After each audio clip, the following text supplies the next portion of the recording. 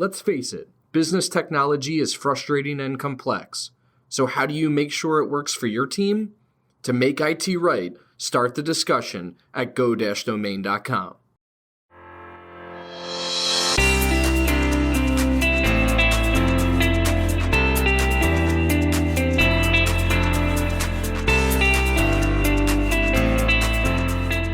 You're listening to Discussions by Domain, a podcast for business leaders. Our discussions may be with people you've probably heard of before, but the majority of our guests are in the trenches, professionals like you and I, with the same challenges and struggles of keeping up in the Northeast. They're implementing strategies, overcoming hurdles. They're leading the fastest growing businesses in our region.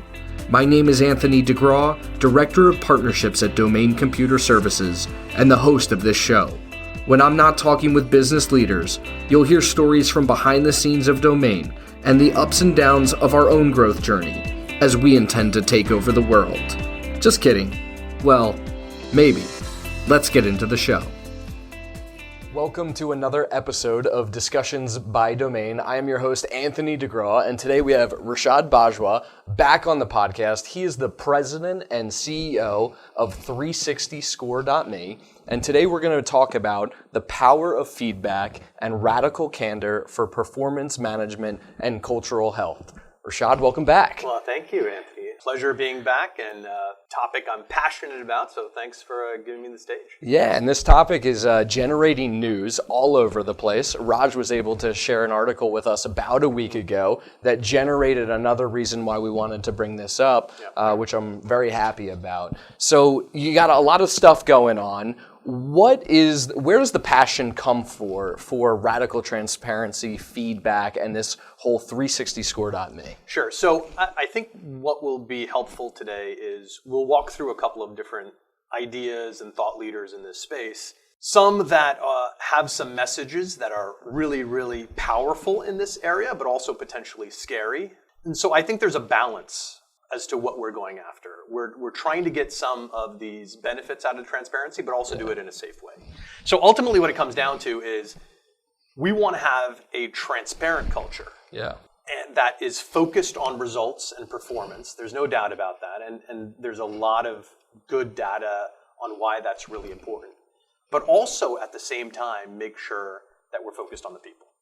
Because if we forget about the people and we're only focused on performance, there can be a lot of collateral damage, and I think getting that balance right is really important. And so for our companies, the ones that we work in, finding that balance is incredibly powerful, and I think is what allows cultures to go to the next level. I completely agree, and I think the openness to provide feedback can help an organization excel, but you have to do it in the right, controlled manner so that you also don't have, as you mentioned, collateral damage going forward. That's right. Well, I'm excited about this. Yeah, no, and so so one of the areas I want to talk about, and I know you're a fan of this as well, is Ray Dalio's work. Yeah.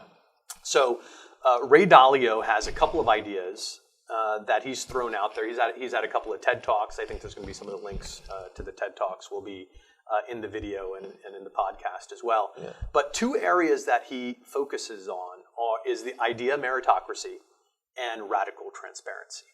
And so he emphasizes why these are incredibly powerful in his environment. Because remember, Dalio is head of Bridgewater Associates, which is the largest hedge fund in the world, and they need to make the correct decisions. Yeah. They want this idea of an idea meritocracy, where ideas are what win, not just how long I've been around, or how senior I am, or even how loud I am. Yeah. And so he wants to create that environment where ideas always win instead of personalities. And then the way that he feels that he's going to get that is this concept that he calls radical transparency. And so radical transparency is incredibly powerful, but can also be very intimidating. So let me show you what that looks like. Yeah, and just for the audience's sake, Rashaad has brought some very specific examples of these live in cultures now. So we're going to get to those. Yep. But I think that's very important is there's live examples of these out in the world of where this has worked, where it hasn't worked, how it's worked, and I'm excited for that later on as well. And Dalio will make it very clear that the reason why he's so passionate about it, the reason why he's almost made a second career out of putting this out there in front of the general population, is because he feels the success of Bridgewater Associates is highly connected to this culture that he's created. Correct. So, to give you an example of what that culture is like, I want to share with you the dot connector. So the dot connector is a brainchild of, I'm assuming, Dalio's, or at least from their organization. And it's a way for people to be radically transparent with each other. It's a software app. And so you'll see what it looks like here. So what's going on here is it's a grid. So people will have an iPad or a tablet or something along those lines. And on it, on the vertical and the horizontal axes, you'll see all the individuals who are in the group. And in every meeting, in virtually every interaction, but definitively in meetings, everyone is providing real-time feedback to each other. And it is publicly consumed and displayed. Whether you're the CEO of the organization or if you're an intern, one of these boxes represents your grid and your score of everyone else in that organization. And so the point here is he wants to get feedback from everyone who is participating in this meeting, real time, so that it is actionable. So that way this gives people the ability not only to vote or weigh in on people's ideas, meaning I think that was a good idea or you should share more of that, but also their behavior. Yeah. Meaning, are you talking over people? Are you being too aggressive? Are you not speaking up enough? So here's an example of what some of the scoring looks like. They would give each other a numerical score of their overall performance in the meeting. A 3 being not so good, a 9 being quite good. Give some key facts around what they, like suggestions that they wanted to give, and the key ones here being assertive and open-minded at the same time, and then give some comments, give some color, some feedback. And Dalio is very sure that this real-time feedback is what differentiates them from other people that don't make decisions as effectively. Yeah, and if you can go back to the dot collector page, which we're definitely going to share here, there's a lot going on here, and we don't know if this is a live example or not, but it gives you a good general overview of what's actually going on. And as you can see in this example, every member of this meeting is listed here, their scores of others and how others have graded them. And like you mentioned, in real time, this is as transparent as it gets. This is as transparent as it gets. And the argument that Dalio is making is whether you have this software or you don't.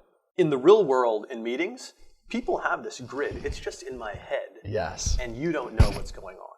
So if I think you're exceptional, okay, maybe there's a likelihood I'm gonna connect with you later on and let you know that. But if I feel that you're not, that you're struggling, if you said something that was maybe less than ideal or going in a direction that was less than ideal, I may keep that from you. And giving a 2 to someone publicly in a public sphere potentially has a lot of consequences. I mean, it's the same reason why even in a semi-anonymous system like Uber or Lyft, 95% of ride scores are 5 out of 5. Even and I'm guilty of it too. Because it's one of those things now where unless somebody like vomited on the floor, you give everyone a 5 out of 5. Exactly. I've been in cars that were probably a little bit less clean than they should have been, but I felt bad. I didn't want to penalize this person because I know if you give them a 4, that's like giving them an F. Yeah. And so, and I don't even know this person. These are people you got to work with every single day. Yeah. And so it does a couple things, right? Obviously, it's very transparent. So you're knowing exactly how I did in that meeting 30 seconds after I walked out of it. That's right. And the benefit of getting it to and understanding that feedback is hopefully that you can improve on it later. But there's also the negative consequences, especially when it's public and not anonymous. And I know this is a strong point for you. Talk to us about the anonymous piece versus how public the piece is as well. So with 360score.me, the actual software product that we've written that kind of takes a lot of these things into place, anonymity is huge for us. And we think anonymity provides the safety required to treat people in a humane way. Okay. Because putting 2 out in front of everybody real time, all the time, creates an environment that not everyone can thrive in. So, and later on we'll get into anonymity a little bit more, but just let's talk, that 2, if you were a 2 what is your attitude? Your attitude can go one of two ways. It can be like, oh my God, I'm so insulted. This is this is crazy that I'm underneath this magnifying glass all the time. Or it can be, wow, they thought I was a 2? What do I need to do to not be a 2 again? Yeah. What's your mindset? How do you operate? Yeah, and it's you want to say, I want to know exactly what I need to not be a 2 next time. Okay. And so you want to know if you're a 2? Yeah. Okay. I do. You don't want to get 2s though, do you? No, I do not. No. So the reality is when people are exposed to this, you get very few people are indifferent. Yeah. You have a very strong reaction. So when we share the story of the Dot Connector with a whole bunch of organizations, HR organizations, larger companies, even best places to work sort of companies, you're going to have some folks, kind of the old school mentality, we call it. I don't want to, it's not an old or young thing, but it's one of these, it's a private business culture. Mm-hmm. You know, there's not that much transparency. Everyone's polite to each other. You don't ruffle too many feathers. You keep a lot of things to yourself, potentially. But then you have a new culture, and one that I think is evolving more and more. And I don't know if millennials are responsible for it, but we definitely see more millennials who participate in it. Yeah. And they want to know where they stand. I mean, don't get me wrong. They have emotions too. They don't want to get beat over the head with a 2. Yeah. But they want to know where they stand because they know they can't do anything about it if they don't know. And so when we make this presentation, there's always going to be some hands that shoot up in the room that say, I love that. I want to know where I stand with everyone because that's what gives me the ability to be the best version of myself. Exactly. But most of the room, I'll be honest with you, is terrified of this. And even Bridgewater Associates, they have an incredibly high turnover rate. Correct. And the reason why is because most people, and they got Harvard Business School, Yale Business School grads, all of these sort of things. Even those sorts of personalities, it's difficult to live underneath this sort of microscope on a regular basis. It can create a lot of trauma. And the thing that we say is maybe for a hedge fund where making a wrong decision may cost the firm $1 billion, or in a nuclear submarine, decision making is that critical that you cannot afford to be polite and make a mistake. Correct. And so this sort of thing will make sure that everything's out there, you're getting the best data from everyone, and people are not going to make mistakes. But this can also create collateral damage. And we've found that in most companies are not hedge funds and nuclear submarines. That's correct. Most companies, especially in professional services, are heavily dependent on their human capital.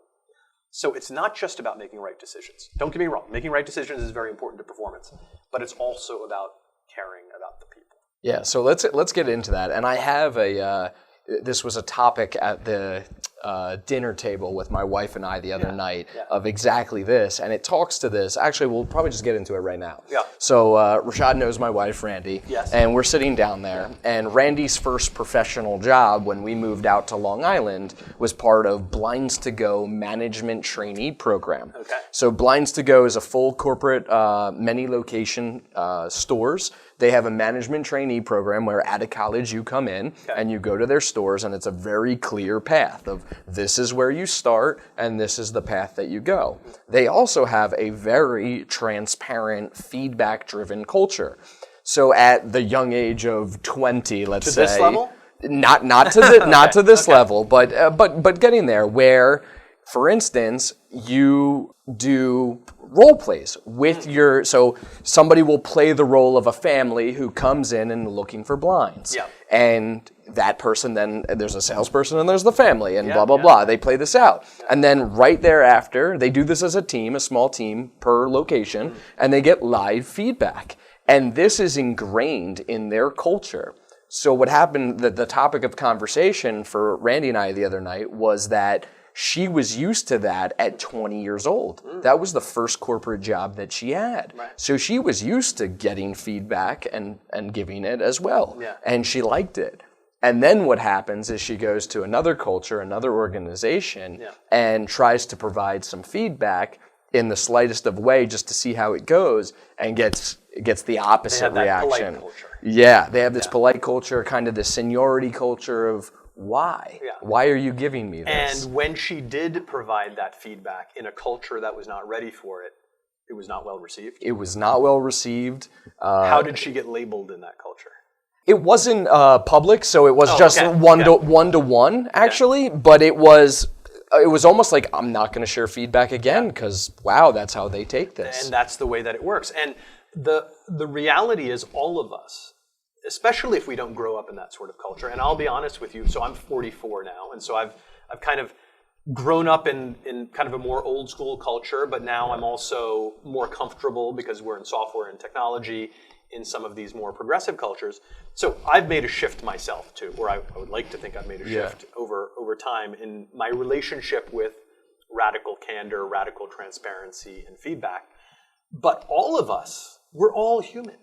And we are going to immediately, when you see that too, or when you're in a culture where people just don't share that much with each other, when you get some honest truth, it is going to potentially knock you out. Yeah. And you got to be able to handle it. But it's built into us. And exactly. So, let's get into it. That's built in so much. It is part of our brain. And so this P that you see, and you guys will see this in the video, is what's responsible for all of this. And that's the amygdala, which is, this is what's known, and you know, a lot of people like to call it the lizard brain, but it's responsible for our fight or flight response. And when we are providing feedback to each other, negative feedback, immediately your brain recoils. And it's the amygdala that's responsible for it because it wants to protect you. It wants to protect your ego. Maybe you're insecure, shame, whatever emotion you're feeling. Anger is a very, very common one. How dare they? The amygdala is firing off, and it is what keeps people from being able to fully process that feedback that they're getting. And in a nuclear submarine or in the dot connector of the hedge funds, they don't care. They know the amygdala is going to fire off, but they say, too bad. And if it's going to traumatize you short term, it's too much. Too much is at risk, and we're not going to be concerned about it. But in most other organizations, this amygdala, the damage it can cause to definitely to interpersonal relationships, is so dramatic that we got to figure out how to keep it in control. Yeah, and I like that example. So it's the survival, right? I need to survive. So in a nuclear submarine, it's all about survival, and we need to make sure this is going the right way. And if something's in the way of making the right decision, we don't care about it. That's right. That's right. And in a business, survival is generally about what your reputation is like. So the amygdala, if for example, I tell you, and later on we'll touch on the story from Kim Scott about radical candor, but the feedback that she had gotten in the story that she tells is that she said too much.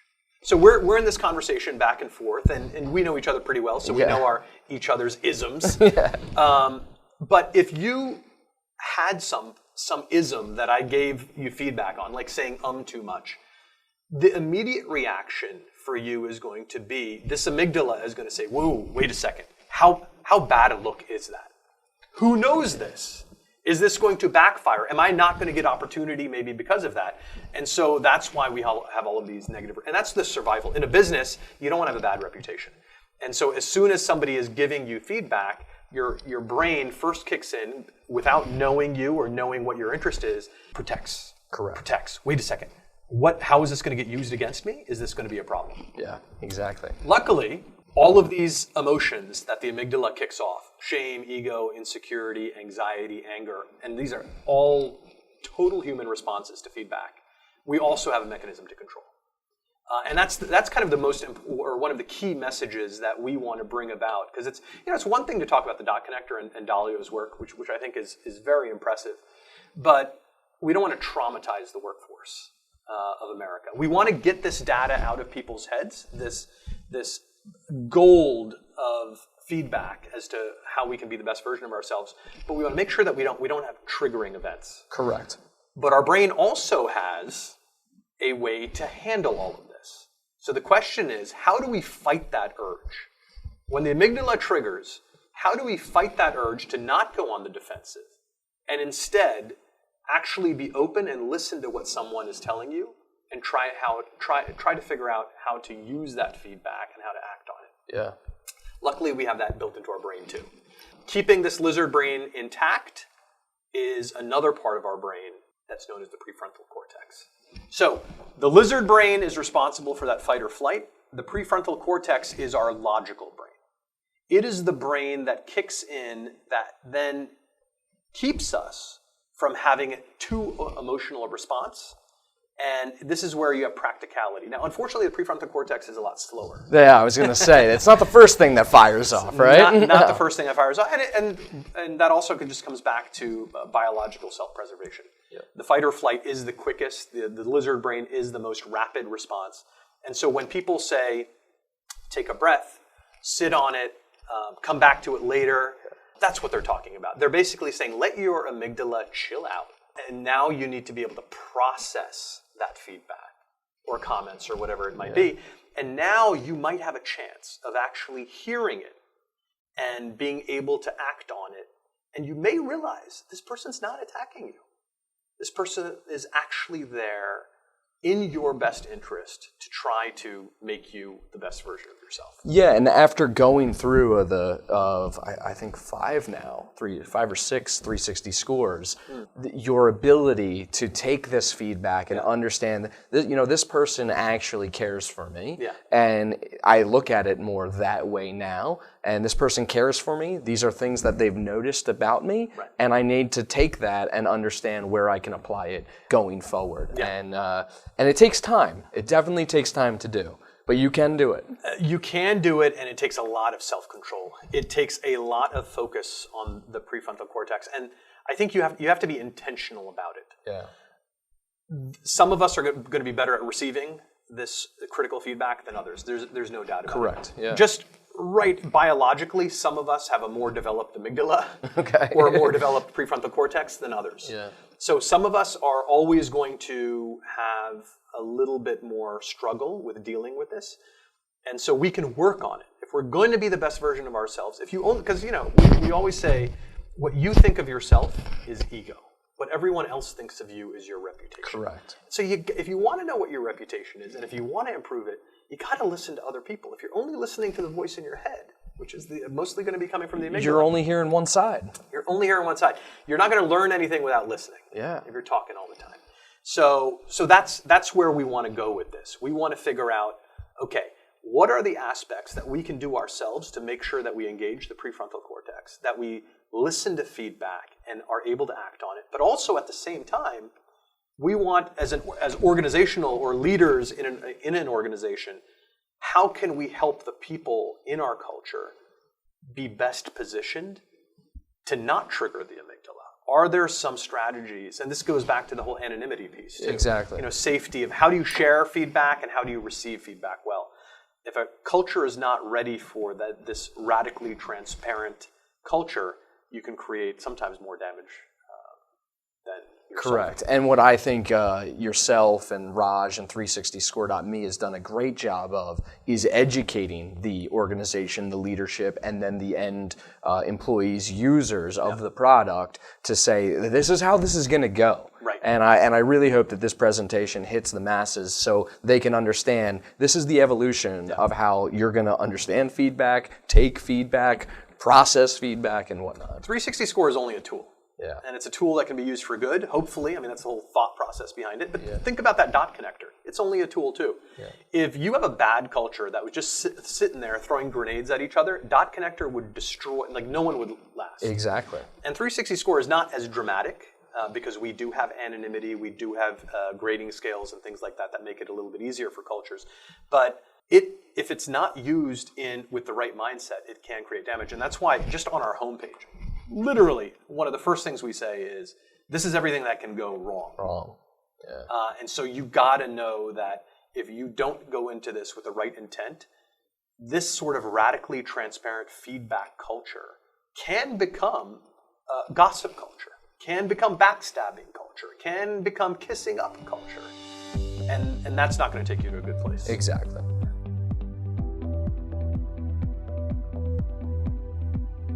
To ensure that you never miss an episode, subscribe to the show in iTunes or your favorite podcast player.